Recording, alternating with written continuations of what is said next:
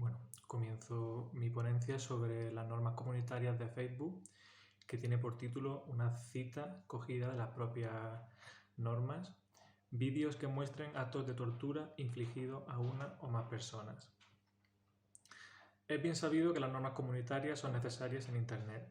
Existen y son aceptadas, pero rara vez son leídas y repasadas realmente.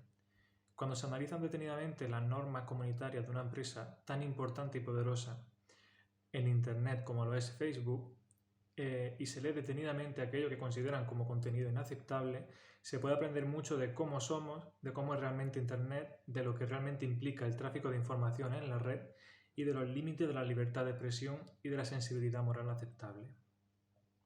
Una buena forma de adentrarnos en el tema es consultar el artículo publicado por Adrian Chen en 2012, en el que analiza la tolerancia de Facebook ante contenidos sensibles de diferente índole, como sexo, droga, violencia, crueldad, lenguaje que incita al odio, etc.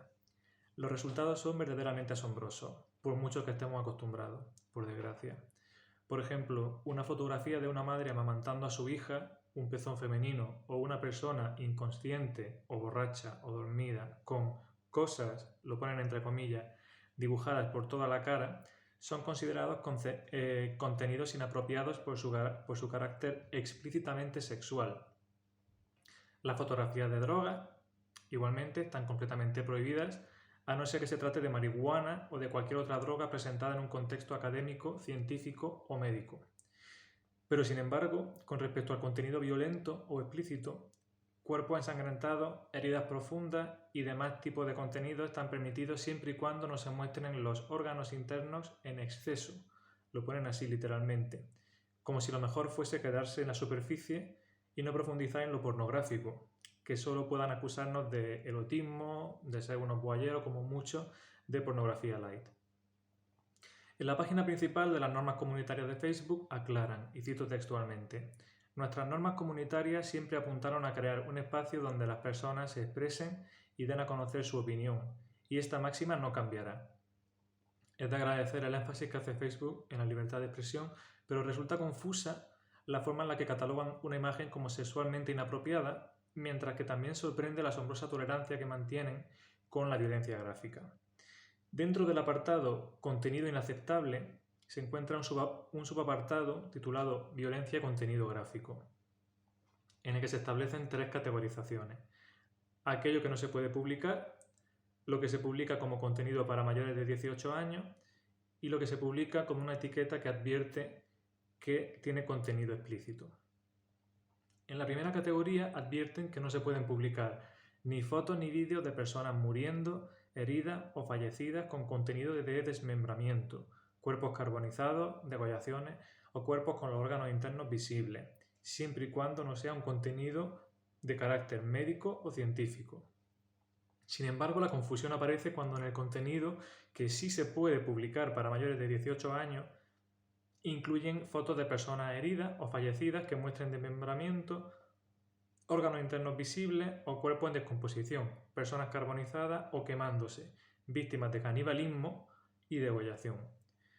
También puede publicarse bajo esta misma categoría vídeos o imágenes fijas que muestren la muerte violenta de una o más personas por un accidente o asesinato, vídeos que muestren actos de tortura infligidos a una o más personas, fotos y vídeos que muestren cómo se introducen cuerpos extraños no médicos y especifican que se refieren a objetos metálicos como cuchillos o clavos de forma involuntaria en personas o animales, causándoles lesiones graves y un largo y desagradable y explícito, etc.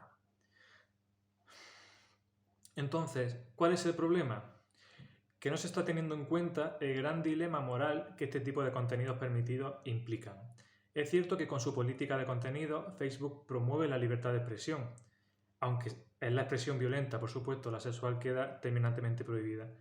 Pero también contribuye al mismo tiempo al consumo de este tipo de contenido y ayuda a generar una red de intercambio de violencia estetizada, porque es que se produce además en un espacio de la socialidad online como son las redes sociales. Facebook advierte, y cito textualmente: eliminamos el contenido que enaltece la violencia o celebra el sufrimiento o la humillación de otras personas, ya que puede crear un entorno que disuada la participación. Permitimos el contenido gráfico, con algunas restricciones, para ayudar a las personas a generar conciencia sobre algunos temas. La cuestión es que Facebook tiene muy claro cuál es su cometido como empresa, el propósito por el cual se publican este tipo de contenido, pero parece dar por sentado u olvidar directamente el propósito con el que el público va a consumirlos, el propósito con el que el público participa con este tipo de contenido, lo cual es un asunto muy diferente, muy complejo y mucho más subjetivo e inabarcable, por supuesto. La presencia y difusión de este tipo de material violento en la web 2.0, que es aquella que es accesible a diferencia de la dark web, donde también hay ingentes cantidades y un continuo tráfico de material violento, principalmente en las redes sociales, lleva varios años levantando serios debates que se avivaron con los ataques del 11S.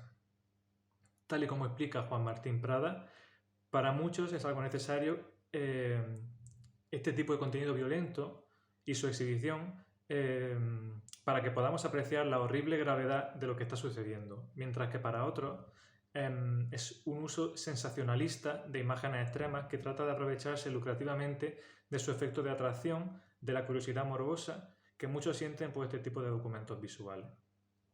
El principal problema reside en que nunca se llega a ningún consenso, demostrando aquello que de nuevo dice Juan Martín Prada, que los límites entre informar de lo ocurrido y colaborar en la pretensión terrorista de propagar el terror no son, en efecto, nada nítidos. De hecho, posiblemente la respuesta no se encuentre en ninguno de ambos extremos. Podría aclararse, como bien señala el filósofo Byung-Chul Han, que la visualización de este tipo de contenido violento hace que uno sea al mismo tiempo víctima y verdugo. En este caso, la víctima también es cómplice del sistema, ya que al difundir y consumir este tipo de contenidos, denunciamos la violencia tanto como la compartimos. Cuando un suicidio tiene lugar en directo a través de Facebook, o cuando un grupo terrorista yihadista como el ISIS transmite en directo varios de sus atentados, cabe preguntarnos, ¿acaso no es el espectador un verdugo a través de su mirada? ¿Es Facebook culpable por no controlar el contenido de su material en streaming? ¿Es para Facebook esto una manifestación de libertad de expresión? Esta opacidad de los límites desemboca en la problemática fundamental a la hora de perseguir y eliminar esta clase de contenido. Y es que no se sabe exactamente qué es lo que se está persiguiendo y eliminando, porque tal como comenta Slavoj Žižek, la violencia es totalmente subjetiva. Y para algo que para una persona puede ser un acto de liberación, para la persona que lo recibe puede ser un completo acto de violencia.